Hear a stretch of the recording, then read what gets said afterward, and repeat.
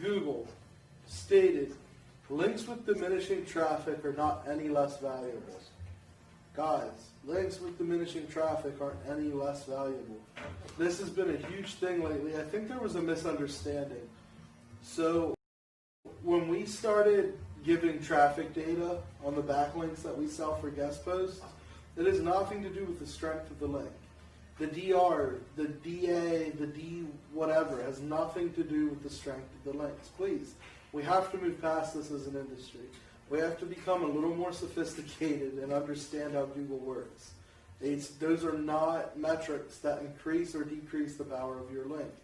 Why we look at traffic is to try and validate that it's a real site. And listen, it's an imperfect system, right? There is a ton of networks that have gorgeous looking sites that you would never know are not a true individually owned website that just so happens to offer guest posts.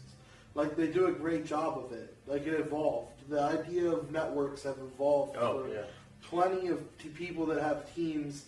They invest in much better auction domains and they put content on them and they look like real sites. Those exist. Like, we look at traffic to try to weed some of those out. It's not perfect. Like, you can look at sites that have traffic and are like, we're not sure.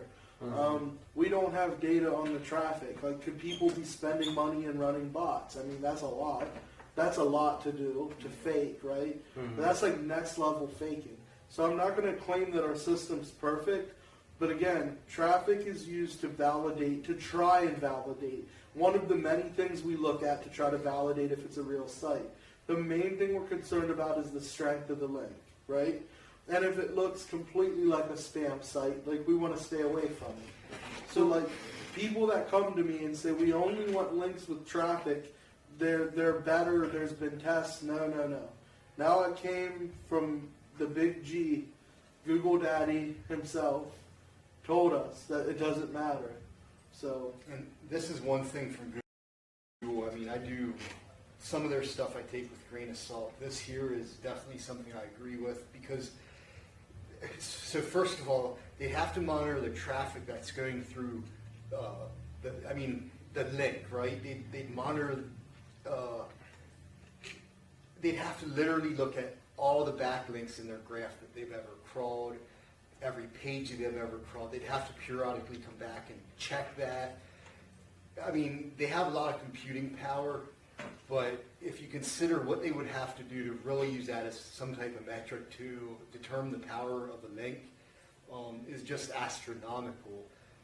Because they would have to monitor it somehow, right? They can't just take samples from Google Analytics. They'd have to monitor every page that had a link and every link to determine that, right?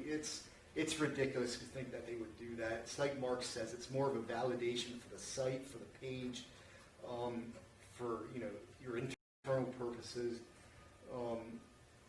So I don't know.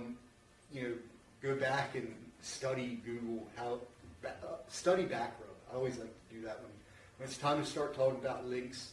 Start at Backrub and move your way forward, and you'll understand what they look at. So that's my input there. Something else to consider with that is, just looked up some quick stats. I don't know how recent they are, but like, all they're going to be able to track from a traffic perspective is they have Chrome data to look at. They have sites that have Google Analytics installed, but even Chrome has like 58%. That would be the most imperfect system Google would have employed. And how would they even use that data to weigh a link with a small sample like that? Like, they can't crawl the traffic. Right. I mean, that would be the biggest mistake.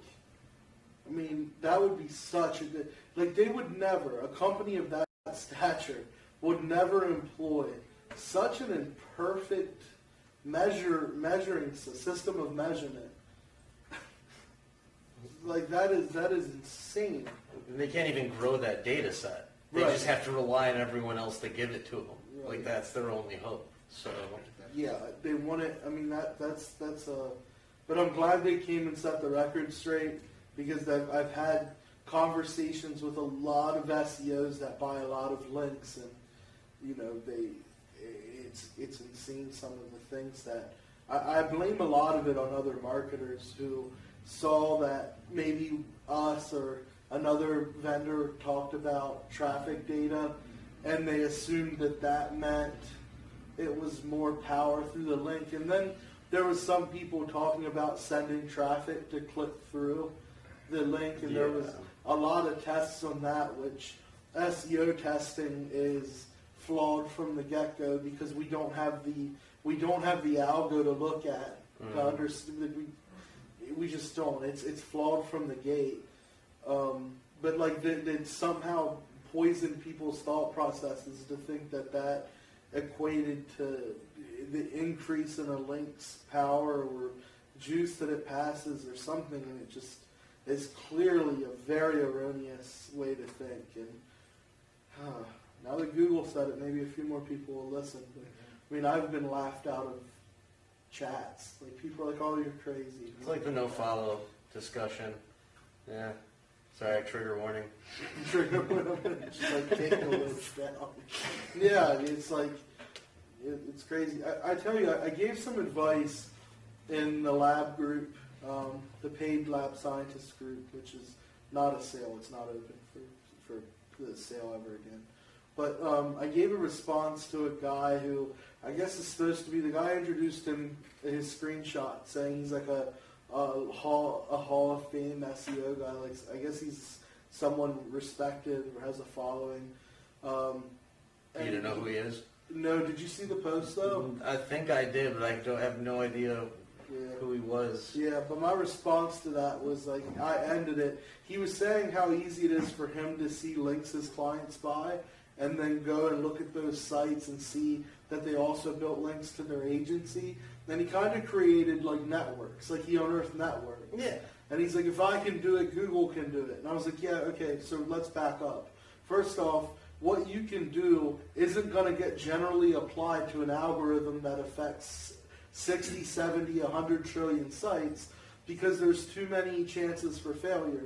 Because Wikipedia can also be in that network. And there's going to be other sites that are linked out to naturally that they're not going to risk negatively affecting the integrity of these sites because they want to try to find out little link in SEO networks. Like, they're not going to do that. And second off, I'll tell you, what really helped a lot was, I think everyone who really wants to do SEO and understand it on the next level, listen, if you just want to resell vendors and there's nothing wrong with that.